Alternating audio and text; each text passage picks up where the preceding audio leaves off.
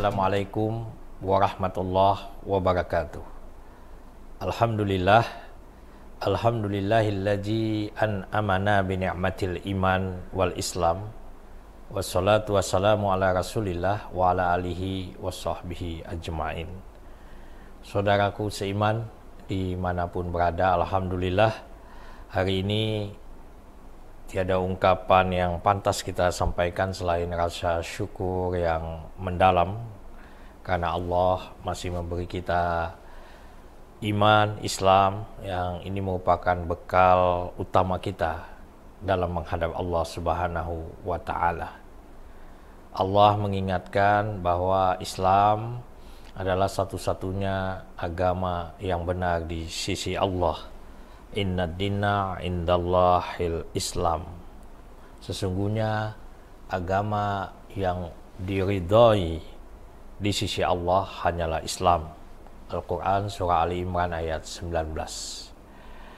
Bahkan Allah mengingatkan di dalam surah Ali Imran ayat 85, jikalau kita mengambil agama selain Islam, maka kita akan merugi kelak nanti di akhirat. Wa may yabtaghi ghairal islami dinan fala yuqbala minhu wa huwa fil akhirati minal khasirin.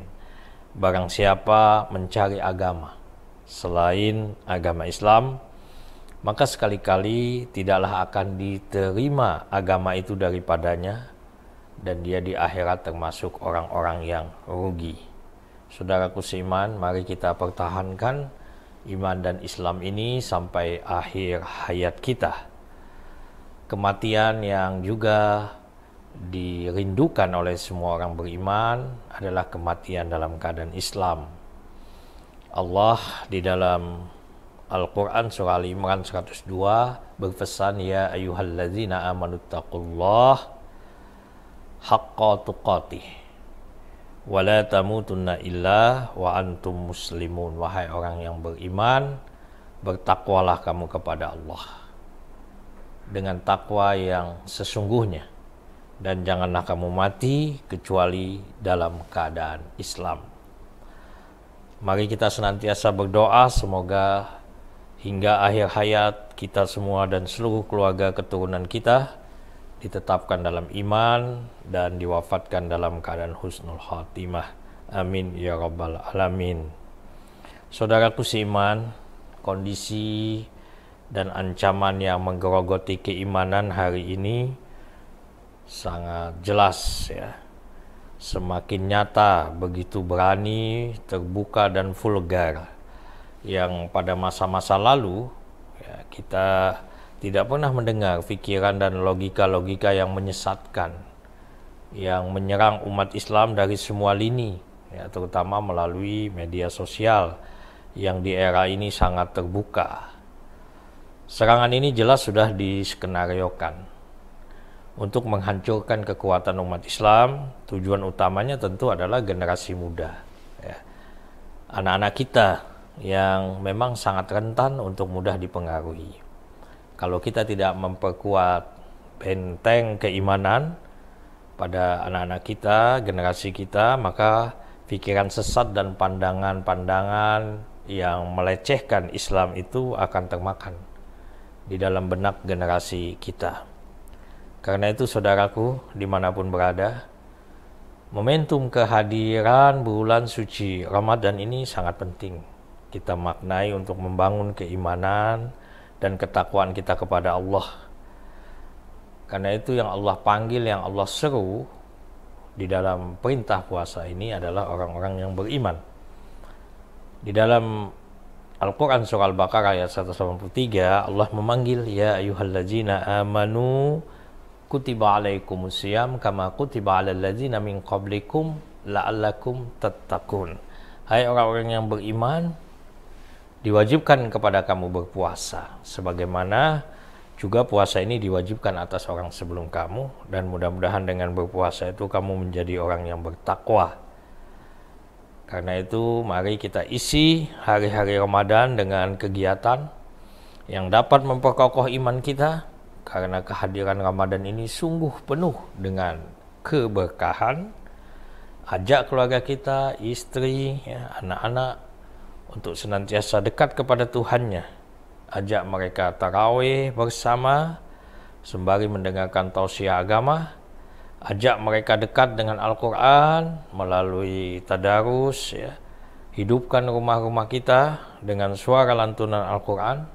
Jangan sampai suara musik yang dominan sehingga menjadikan hati-hati kita keras dan sulit mendapatkan hidayah. Sarana hari ini, ya, dengan kemajuan ilmu pengetahuan dan teknologi sebenarnya sangat mendukung kita untuk bisa taat kepada Allah. Berbagai tayangan-tayangan banyak sekali di media sosial yang mendidik dan memberikan pelajaran tentang keimanan dan ketakwaan. Nah, namun sarana media sosial melalui internet juga memberi peluang bagi kita untuk sesat dan jauh dari nilai-nilai ilahiyah. Nah, yang bisa membentengi anak-anak kita hari ini, ya, yang bisa membentengi kita daripada terjerumus dengan media-media yang salah, itu adalah iman dan ketakwaan. Iman dan ketakwaan inilah yang bisa menyebabkan kita memilih mana yang baik, ya, mana yang bermanfaat. Di dalam bulan Ramadan ini, sesungguhnya Rasulullah telah mengingatkan bahwa peluang untuk melakukan kebaikan itu sangat mudah untuk kita peroleh, untuk kita dapatkan, ya, asalkan kita bersungguh-sungguh. Karena di bulan Ramadan ini diungkapkan oleh Rasulullah itu pintu-pintu surga dibuka, pintu neraka ditutup, ya, setan-setan dibelenggu. Di dalam hadis bagaimana dari Abu Hurairah, ketika tiba bulan Ramadan Rasulullah bersabda, ya, telah datang kepada kalian bulan Ramadan. Ini sabda Rasulullah, bulan yang penuh berkah, yang di dalamnya Allah mewajibkan puasa. Pintu-pintu surga dibuka, pintu-pintu neraka ditutup, dan setan-setan dibelenggu. Di dalamnya ada satu malam yang lebih baik daripada 1000 bulan. Ini kita kenal dengan Lailatul Qadar. Lailatul Qadri khairum min alfi syahrin. Lalu Rasulullah melanjutkan, barang siapa yang tidak mendapat kebaikan atau mendapat manfaat dari kehadiran Ramadan ini, sungguh dia adalah orang yang merugi. Ini hadis riwayat Imam Ahmad. Ada juga di dalam Sahih Bukhari dan Muslim dari Abu Hurairah, ya. An Abi Hurairah radhiyallahu anhu anna Rasulullah sallallahu alaihi wasallam qala idza jaa Ramadanu futihat abwabul jannah wa ghuliqat abwabun nar wa sufidatis syayatin. Dari Abu Hurairah bahwa Rasulullah bersabda, apabila Ramadan tiba, pintu surga dibuka, pintu neraka ditutup, ya, setan dibelenggu. Nah, ini menggambarkan iklim, ya, ibadah itu mendukung kita. Iklim ibadah mendukung kita untuk bisa kita mendapatkan ampunan Allah.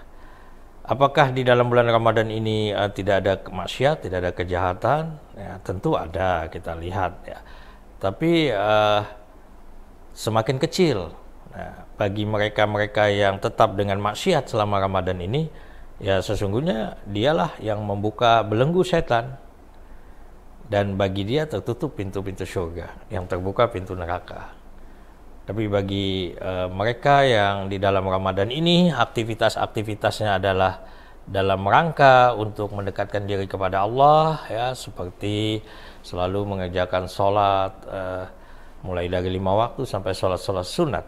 Bahkan Rasulullah bersabda, ini juga dari Abu Hurairah, barang siapa yang sholat malam, man qama ramadhana imanan wa ihtisaban ghufira lahu ma taqaddama min dzambi. Barang siapa yang menegakkan malam Ramadan, ya, dengan salatnya karena iman dan semata mengharap ridha Allah, maka diampuni dosanya yang telah lalu. Itu dalam kitab Bukhari dan Muslim. Kemudian juga Rasulullah menggalakkan di dalam Ramadan ini sedekah, ya, kemudian juga membaca Al-Qur'an. Ada sebuah hadis yang menyebutkan Nabi SAW adalah manusia yang paling dermawan, dan kedermawanannya semakin hebat, ya, semakin menjadi-jadi itu saat Ramadan.